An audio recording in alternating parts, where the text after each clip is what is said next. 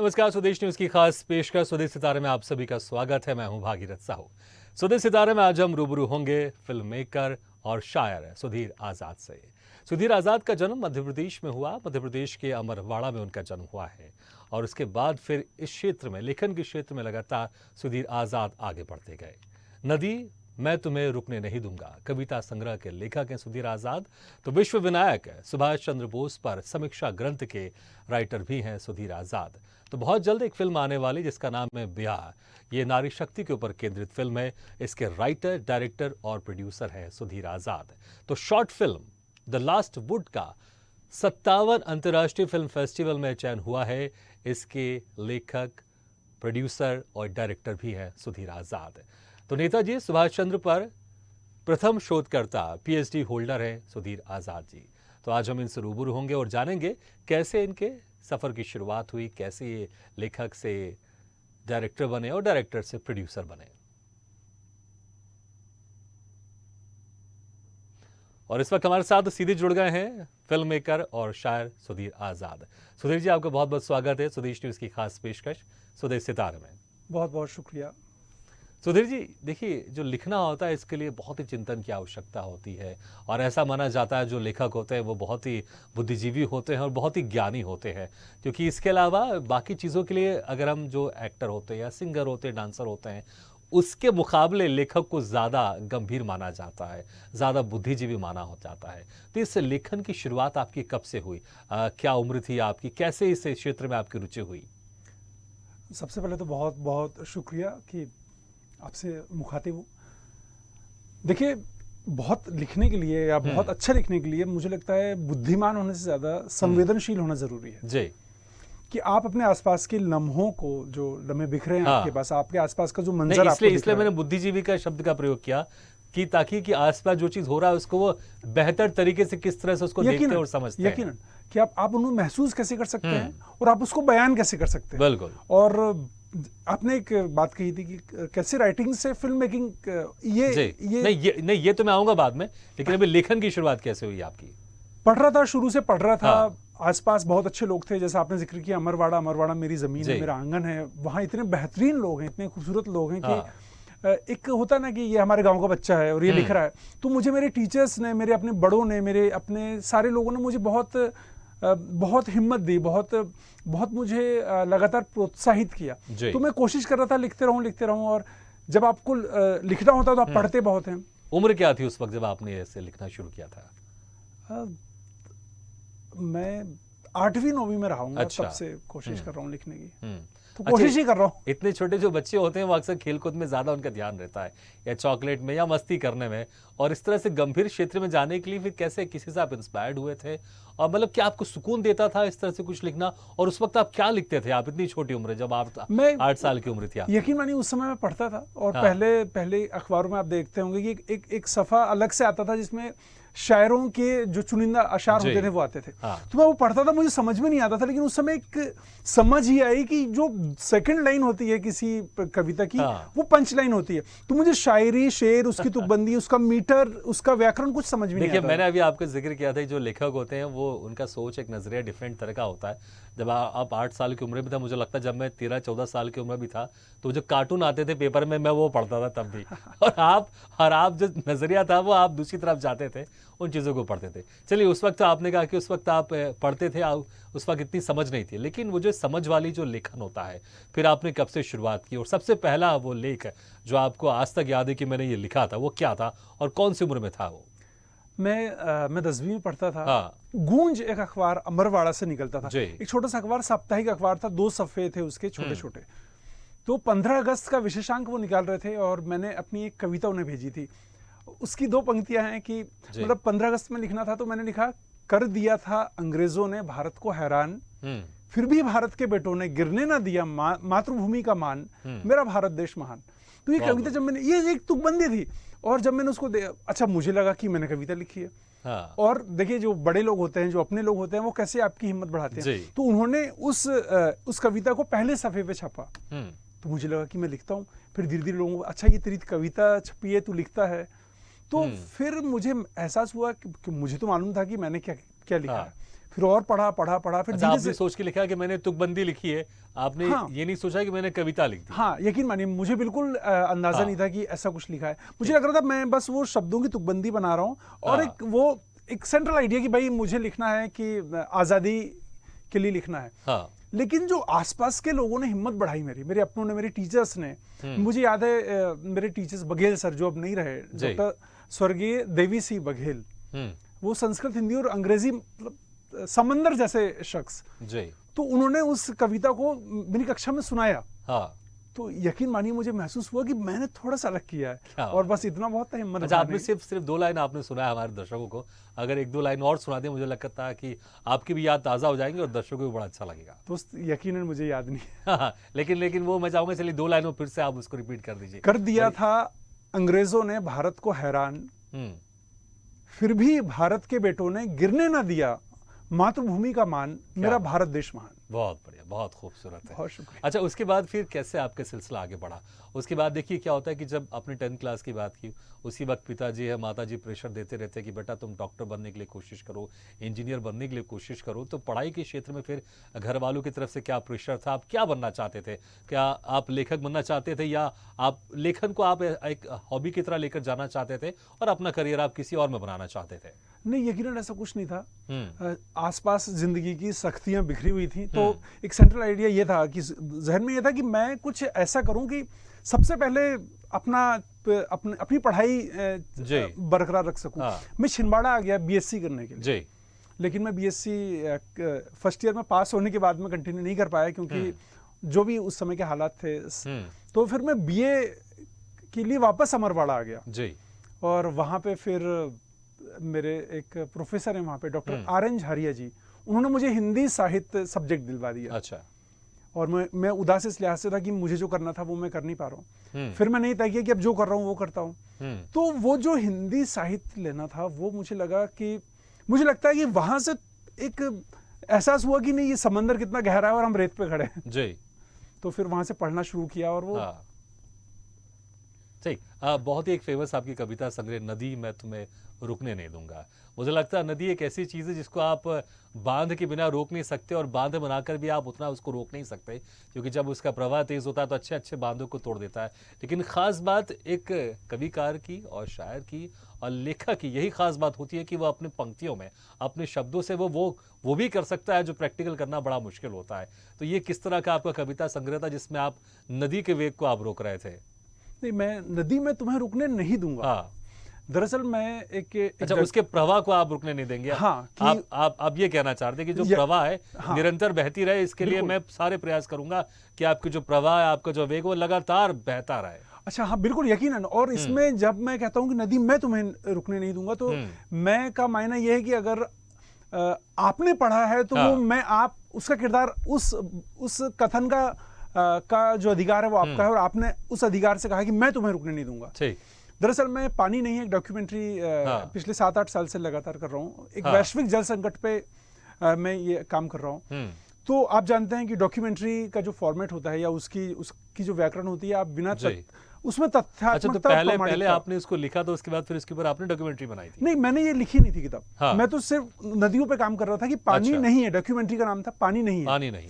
और मैं इस पे लगातार काम कर रहा हूँ।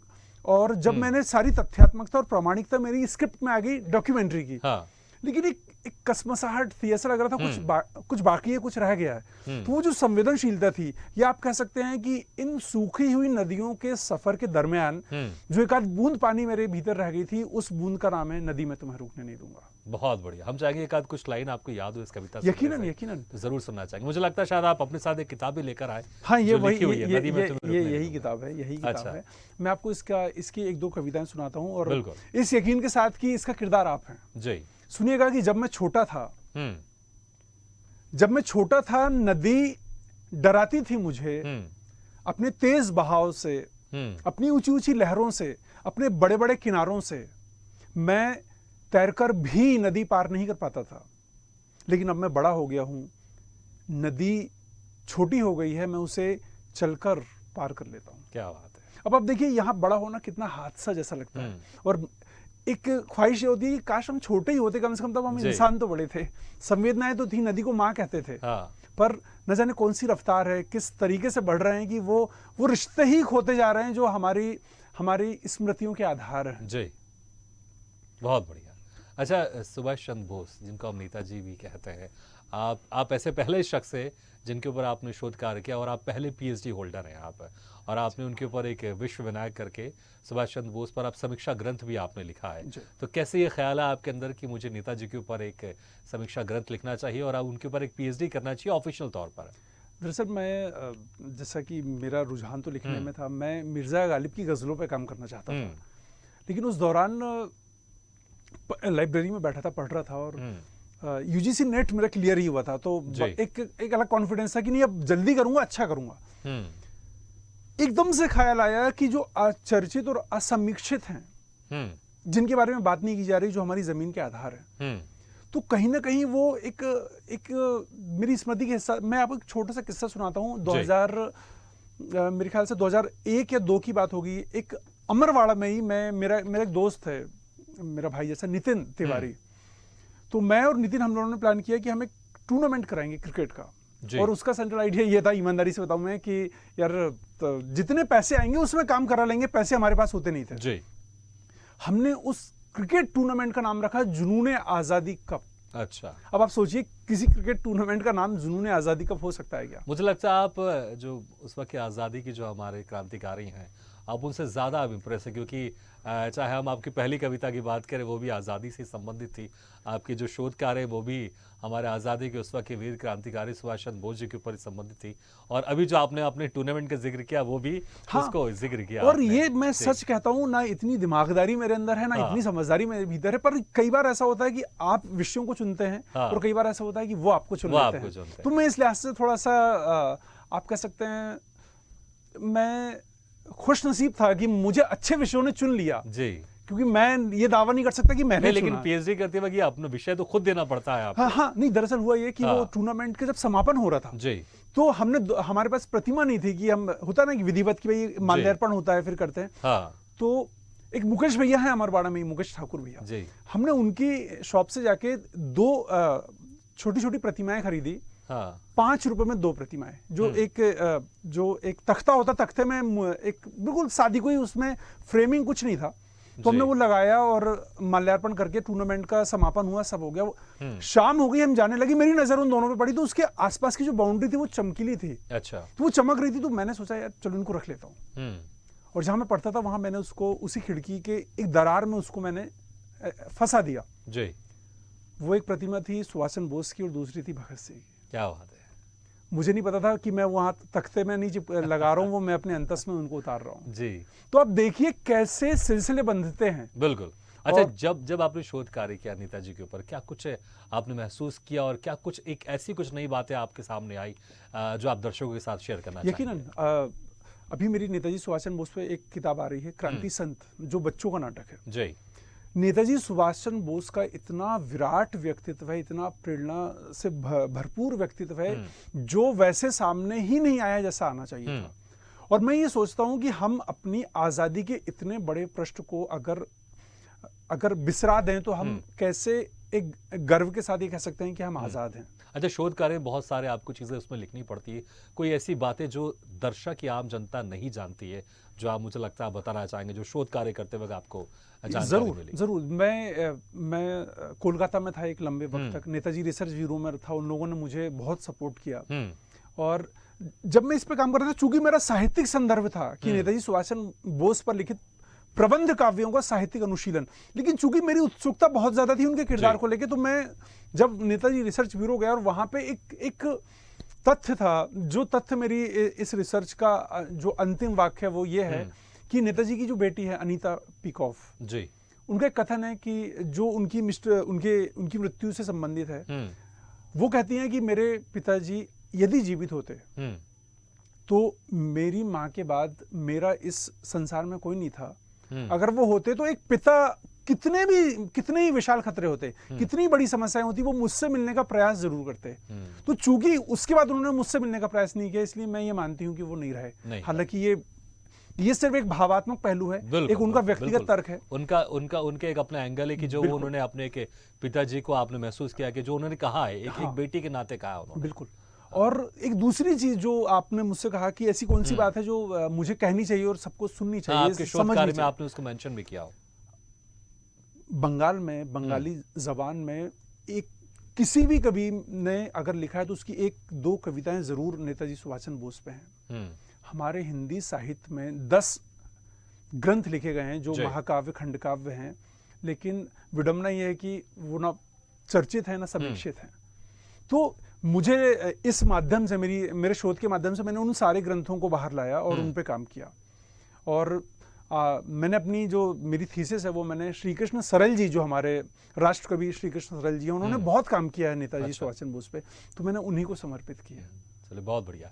अच्छा, जैसे मैंने जिक्र किया था शुरू में कि आप एक फिल्म मेकर भी है, डायरेक्टर भी हैं, और लेखन की शुरुआत तो कैसे हुई आपने बताया, लेकिन एक लेखक से आप डायरेक्टर और प्रोड्यूसर कैसे बने आप, जो कि आपकी बहुत जल्द एक अपकमिंग फिल्म है बिया, ये आने वाली, इसमें आप राइटर भी हैं, डायरेक्टर भी और प्रोड्यूसर भी हैं आप।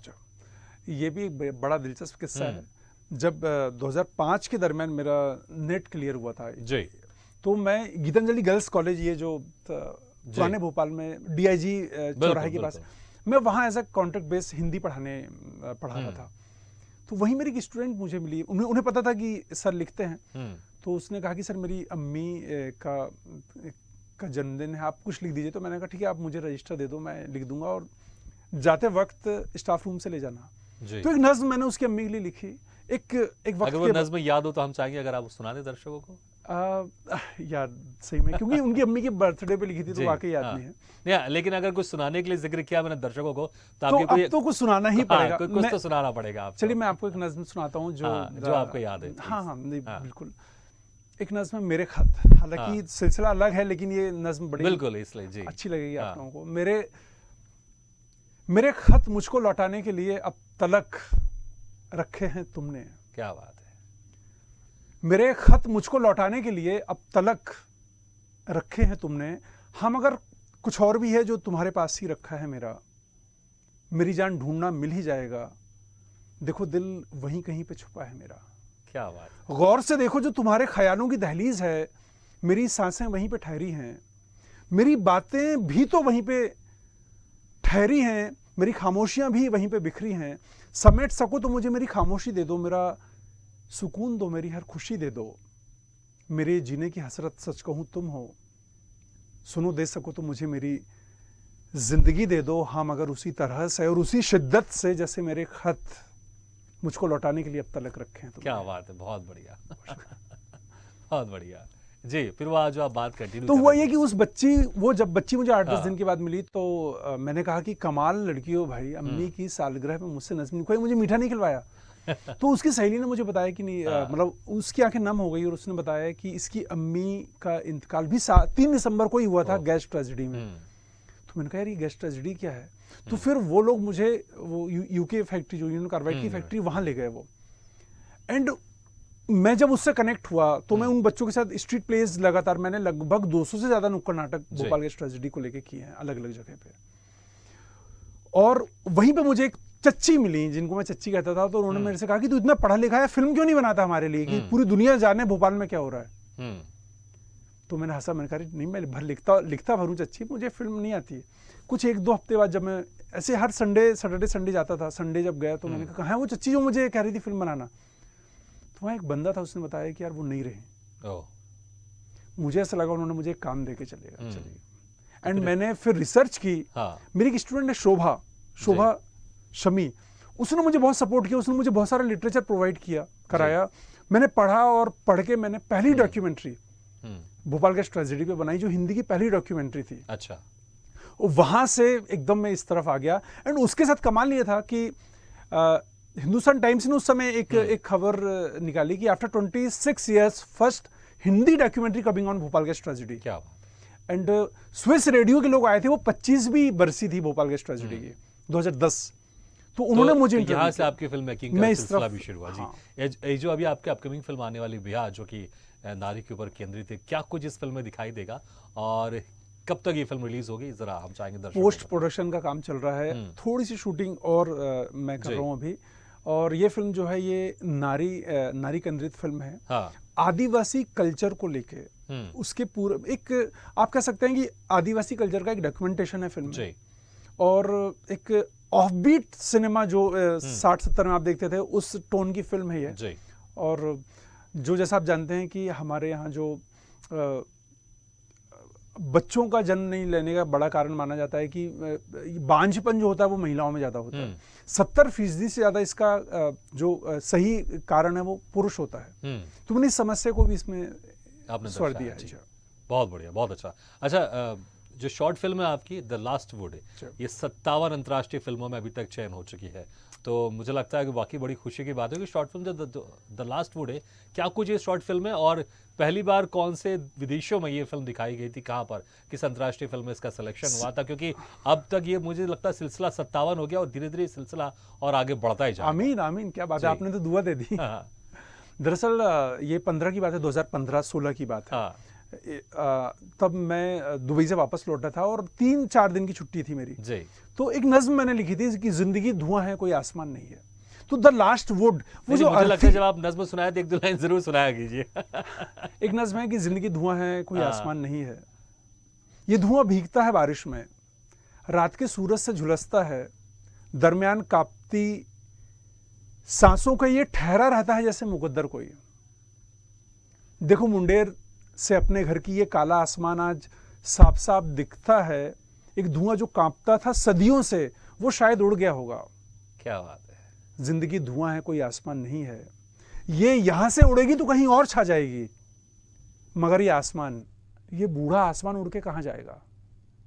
जिंदगी धुआं है कोई आसमान नहीं है। बहुत बढ़िया जी। फिर आप इस फिल्म के जिक्र तो ये नज्म जो लास्ट वुड जो अर्थी होती है, अर्थी, तो मेरे जहन में आया कि अर्थी बनाने वाले जो लोग होते हैं इनका भी तो व्यवसाय होता है। मैं भी आपसे यही पूछने वाला था कि जो द लास्ट वुड है इसका क्या मतलब है कि आखिरी लकड़ी वो कौन सी, अभी आपने जिक्र किया वो अर्थी की, मुझे लगता है हर इंसान के लिए वो आखिरी लकड़ी है। हाँ, वो हम सबका मुकद्दर, बिल्कुल।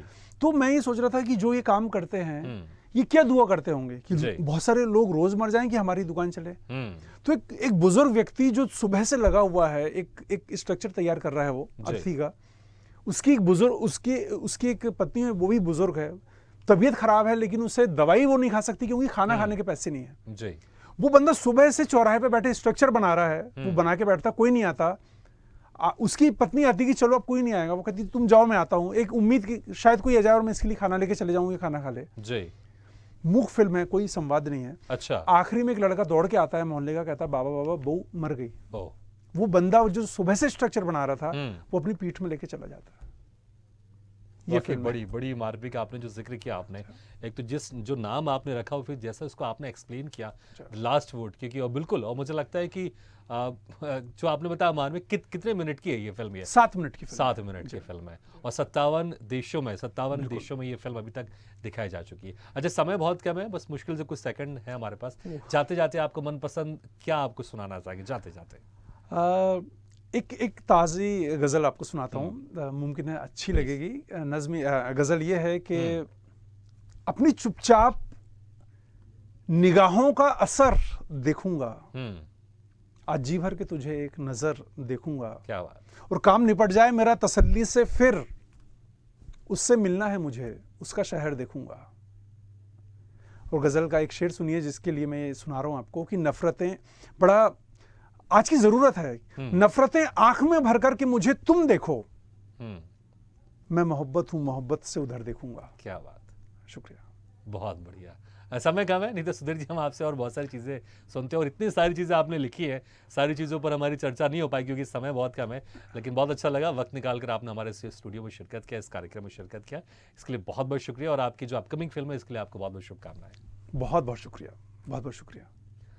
तो स्वदेश सितारे में आज हम रूबरू हुए शायर, फिल्म मेकर और प्रोड्यूसर, राइटर, डायरेक्टर और एक बहुत अच्छे एक इंसान भी सुधीर आज़ाद से। अगले बार हम फिर किसी शख्सियत से मुलाकात करेंगे, तब तक ली दीजिए इजाज़त। लेकिन खबरों का सिलसिला लगातार जारी, आप देखते रहिए स्वदेश न्यूज़। सबसे पहले देश।